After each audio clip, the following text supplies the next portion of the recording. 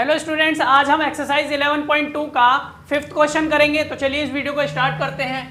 Question है a hemispherical bowl made of brass has inner diameter 10.5 centimetre.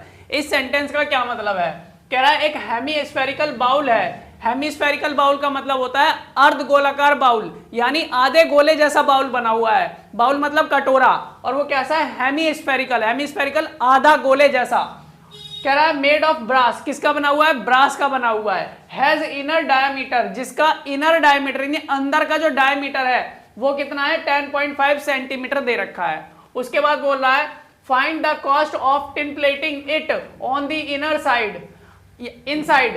कह रहा है आपको कॉस्ट निकालनी है टिन प्लेट करने की, इसको अंदर की तरफ। इनसाइड मतलब अंदर, अंदर टिन प्लेटिंग करनी है, उसके हमें क्या निकालनी है? Cost at the rate of 16 rupees पर 100 सेंटीमीटर स्क्वायर। कह रहा है अगर 100 मीटर सेंटीमीटर स्क्वायर पे 16 रुपए खर्चा आता है तो आपको बताना है कि पूरा अंदर टिन प्लेटिंग करने का खर्चा कितना आएगा। तो पहले आपको क्या निकालना पड़ेगा? देखो यहां पर 100 सेंटीमीटर स्क्वायर का खर्चा दे रखा है और आपको टोटल का निकालना है। तो आपको कैसे निकालना पड़ेगा? और टोटल का कौन सा? अंदर वाले पे ही तो उस पर क्या करना है? टिन प्लेटिंग करनी है। तो पहले सबसे पहले आपको क्या निकालना पड़ेगा? इसका जो कर्व्ड सरफेस एरिया है, हेमीस्फेरिकल जो कर्व्ड सरफेस एरिया भाई अंदर का है और हेमीस्फेरिकल है तो अंदर का कर्व्ड सरफेस एरिया ही तो निकालना पड़ेगा, सीएसए ही तो निकालना पड़ेगा। और सीएसए का आपको फॉर्मूला पता होना चाहिए, पहले आपको ये निकालना पड़ेगा। तो इसके लिए हम क्या करेंगे? पहले हम लिखेंगे inner diameter of the hemisphere is equal to 10.5 centimetre. तो पहले हमें ये दे रखा है 10.5 सेंटीमीटर, ये हमें क्या दे रखा है? डायमीटर। हमने डायमीटर लिख लिया। उसके बाद हमने क्या निकाला? रेडियस। क्यों निकाला? क्योंकि जब हम सीएसए निकालेंगे तो हमें किस किस की जरूरत पड़ेगी?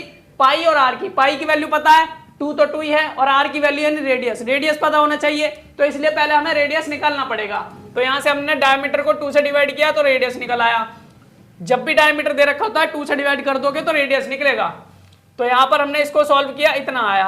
अब यहां से पॉइंट हटाया तो नीचे 0 आ गया। एक के बाद पॉइंट था राइट हैंड साइड से, तो एक के बाद पॉइंट है तो एक 0 लग जाएगी, 2 के बाद होता है तो 2 0। तो 105/20 सेंटीमीटर आ गया हमारा, यानी रेडियस इतनी आ गई। अब हमने क्या लिखा? Because curved surface area of a hemisphere, एक हेमीस्फीयर का जो कर्व्ड सरफेस एरिया होता है वो कैसे निकलता है? 2 पाई आर स्क्वायर से निकलता है।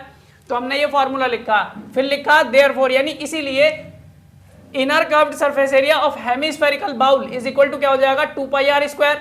तो एरिया भी, कर्व्ड सरफेस एरिया जो निकलेगा हेमीस्फेरिकल बॉल का, वो भी कैसे निकलेगा? इसी फॉर्मूले से ही निकलेगा। तो 2 की जगह पे 2, पाई की जगह पे 22/7 और आर की जगह पे हमने क्या निकाला? 105/20 यहां रख लिया।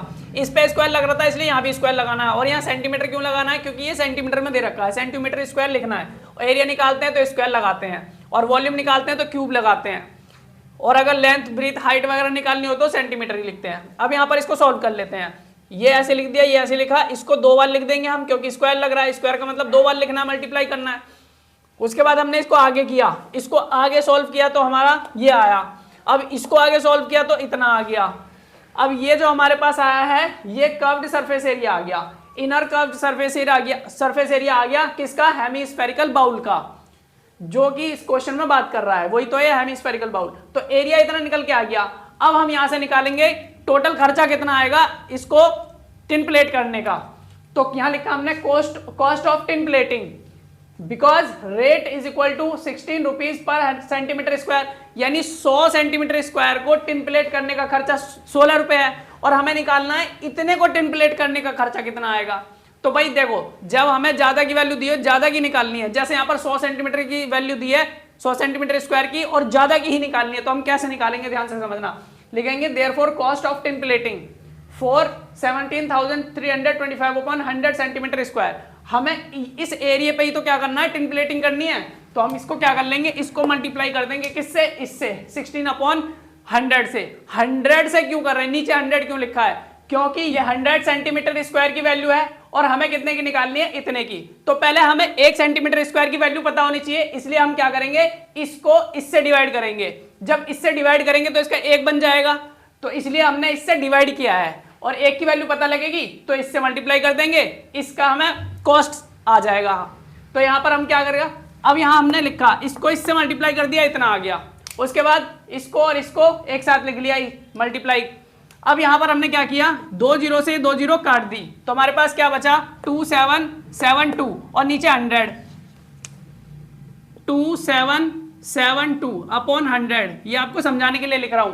फिर उसके बाद हमने क्या किया है, मैंने ये डायरेक्ट यहां लिखा है ना, तो पहले ऐसे करने के बाद ऐसे भी लिख सकते हो, फिर उसके बाद ऐसे, और यहां से डायरेक्ट भी ऐसे लिख सकते हो अगर आपको अच्छा कैलकुलेशन आता है तो। यहां से 2 जीरो काट दी, फिर उसके बाद ये बच गया। अब यहां से क्या करेंगे, नीचे 100 है तो ऊपर 2 के बाद पॉइंट लग जाएगा, जो कि हमने यहां लगा दिया। मैं आपको बता रहा हूं, पहले भी बता चुका हूं, आपको पॉइंट राइट हैंड साइड से लगाना है, इधर से मत लगाना। 1 और 1 2 के बाद पॉइंट लगा दिया।